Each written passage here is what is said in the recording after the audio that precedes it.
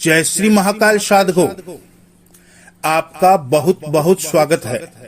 साधको, तंत्र मंत्र में जहाँ 52 वीर, 55 कलवे, 64 योगियों का बहुत बड़ा स्थान है, साथ साथ में लोक देवताओं का स्थान है, जिसमें गोगा जारवी, वीरा पहलवान और भी हमारे बहुत से लोक देवता हैं, जिसमें चाहे बाबा नागरसेन हो, आगम खेड़े हो, आगम खेड़े की चौक चौराहे वाली माता हो, उसी प्रकार एक ऐसी तंत्र मंत्र की देवी है जिनको माता लूना चमारी के नाम से जाना जाता है, लूना जोगन के नाम से भी जाना जाता है। कामरू देश कामाख्या अपने आप में असीम शक्तियों को सम्माहित करने वाली ये देवी एक बहुत बड़ी जादूगरनी थी, जो आज लूना चमारी के नाम से पूजी जाती है, जिसमें बहुत सारे लोग अपने घर की कुल देवी के रूप में पूजते हैं।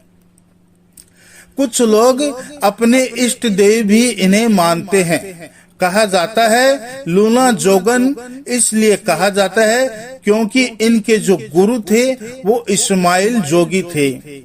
जिस तरीके से नाथ परंपरा चली, गुरु गोरखनाथ के बाद जो इनके शिष्य थे वो नाथ कहलाए, चौरंगी नाथ, भर्तरी नाथ। इसी प्रकार से इस्माइल जोगी की जो शिष्य थी वो लूना चमारी और लूना जोगन के नाम से प्रसिद्ध है, जिनका नाम आज तंत्र मंत्र की दुनिया में बड़े सम्मान के साथ लिया जाता है।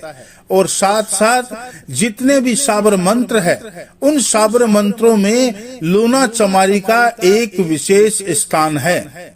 अगर लूना चमारी की आन किसी मंत्र में दे दी जाए, साबर मंत्र में, तो निश्चित रूप से उस देवता को वो कार्य करना पड़ता है, या फिर उस देवता को अपनी शक्ति का अंश वह प्रदान करना पड़ता है। यह बहुत बड़ी एक जादूगरनी थी। इन्हें हम तांत्रिक कह सकते हैं। जब इन्होंने बहुत सारी साधना की और साथ में गुरु गोरखनाथ जी को इन्होंने प्रसन्न किया था। गुरु गोरखनाथ जी से 56 कलवे इनको वरदान में प्राप्त किया था। माँ भगवती, माँ दुर्गा की साधना करके इन्होंने असीम शक्तियां प्राप्त की थी। और गुरु इस्माइल जोगी ने इनसे बहुत सारी कलाएं, बहुत सारे मंत्र तंत्र की दीक्षा ली थी, जो इन्होंने ग्रहण की थी। और जब इनके पास 56 कलवे आ गए थे तो ये असीम शक्तियां इनके पास आ गई थी, तो वो बहुत सारे कार्य को करने में सक्षम हो गई थी। मैं आपको बता दूं, जब 56 कलवे, जैसे हम बोलते हैं गोगा जारवी जी के पास थे, मैं गोगा जारवी जी महाराज से 5 बावरियों की 56 कलवे में मिले, और जब उन 5 बावरियों को 56 कलवे प्रदान किए थे, तो अगर आपने उनकी कहानी पढ़ी हो तो जब उनके सर कट गए थे तब भी वो युद्ध में लड़ते रहे। और साथ साथ में वो जैसे ही पीर अस्तबली इनके स्थान पर जाकर अमर हो गए थे। 5 बावरियों के कई स्थान हैं जहाँ पे उनकी पूजा होती है, चाहे सफीदो धाम हो, चाहे मुद्दल खेड़े हो। तो इसी प्रकार जो 56 कलवे की जो शक्तियां होती है वो असीम होती है। जिसने 56 कलवों को प्राप्त किया उसका नाम इस जग में अमर हो गया, और यहाँ तक कि वो पूजनीय हो गए। अब ये जो 56 कलवे ये बहुत अद्भुत कार्य करते हैं। जैसे कि किसी की खबर मंगवानी हो, उनकी शक्ति के द्वारा प्रेत आदि को बांधना हो, किसी को पीड़ा देनी हो, शमशान की शक्ति को काटना हो, कोक बांधनी हो, कोक खोलनी हो, हाजिरी मंगवानी हो, मारन करना हो, आकर्षण करना हो, वशीकरण करना हो, उच्चाटन करना हो, ये सभी कार्य 56 कलवों के द्वारा की जा सकती है। साथ ही साथ किसी की पूछा देनी हो, किसी भक्त के द्वारा, वो भी 56 कलवे कार्य करते हैं। उस कार्य में 56 कलवे सिद्ध करते हैं। 56 कलवे के द्वारा किसी भी व्यक्ति की सालों पुरानी बातें वो भी भक्त के द्वारा खोली जा सकती है। अब जो लूना जोगन लूना चमारी है, उनकी जो साधना तामसिक और सात्विक दोनों तरीके से होती है। सात्विक में बेसन के लड्डू चलते हैं, बूंदी के लड्डू चलते हैं, छुआरे चलते हैं, 5 प्रकार की मिठाइयां चलती हैं, इलायची चलती है, लौंग चलती है। उसी में तामसिक साधना में इनकी शराब चलती है और साथ साथ में मुर्गे की बलि चढ़ाई जाती है।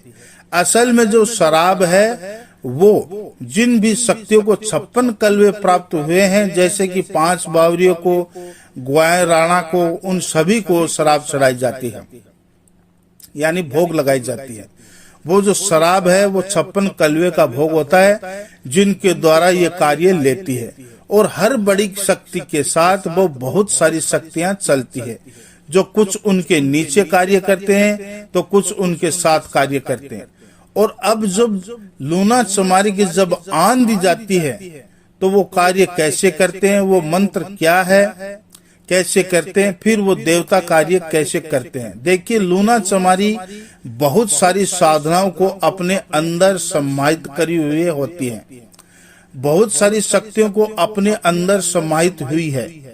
जब लूना चमारी की आन दी जाती है, उस देवता को लूना चमारी का मान रखने के लिए उस कार्य को सिद्ध करना पड़ता है, उस कार्य को फलीभूत करना पड़ता है। जब कोई कार्य किया जाता है तो अगर आप सोचेंगे कि आप किसी मंत्र को जब आप पढ़ें और आप लूना चमारी की आन दें और वो मंत्र सिद्ध हो जाए और फिर वो मंत्र कार्य करने लगे, तो जिन लोगों ने लूना चमारी की साधना की है, अगर वो लूना चमारी की आन देते हैं किसी और साधना को करने के लिए, तो वो साधना पूर्ण रूप से सफल होती है। या फिर लूना चमारी का किसी ने मंत्र सिद्ध कर रखा हो, लूना चमारी की आन देता है तो वो कार्य करता है, वो देवता कार्य करता है, वो मंत्र कार्य करता है। इनके साथ कई पीर, कई वीर, शमशान की शक्तियां, चौक चौराहे की शक्तियां, 5 बावरी भी, बहुत सारी शक्तियां हैं जो इनके साथ चलती है। अब मैं आपको बता देता हूं इनकी साधना कैसे की जा सकती है, इनकी पूजा की विधि क्या है, वो सारा विधि विधान मैं आपको बता देता हूँ। ये मैंने आपको बता दिया है, ये किसी भी कार्य करने में सक्षम है। किसी की खबर मंगवानी हो या किसी को हाजिरी करनी हो, किसी के घर का बंधन करना हो, किसी का वशीकरण करना हो, ये हर कार्य को करने में माता लूना चमारी सक्षम है। ज्यादातर जो तांत्रिक लोग हैं वो माता लूना चमारी को सिद्ध करते हैं। ज्यादातर इनकी जो इच्छा होती है वो वशीकरण के रूप में सिद्ध करते हैं। उनके मंत्र को जब सिद्ध करते हैं तो वशीकरण के रूप में सिद्ध करते हैं उनके मंत्र को, क्योंकि लूना चमारी बहुत ही तगड़ा और एक माता श्याम पूर्ण, ये बहुत तगड़ा वशीकरण करती है। इतना तगड़ा कि किसी और के लिए वशीकरण को काटना असंभव सा हो जाता है।